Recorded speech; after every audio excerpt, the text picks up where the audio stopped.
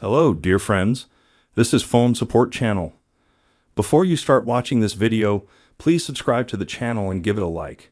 And also write your feedback in the comments if this video helps you, or if you have any questions. Thank you. In this video, I want to show and tell you how you can unlock a user in Snapchat. How can you do it? Everything is very simple. For this, you need to go to the Snapchat application. Then here you click on the top of your profile icon.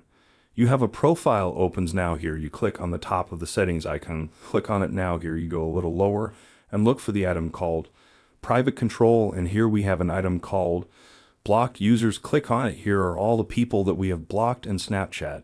In order to unblock, just click on the cross and remove it from this list. All now we have unblocked this person that we had blocked.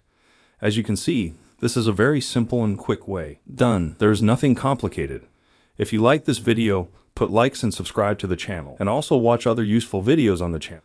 That was Phone Support. Bye bye. See you later.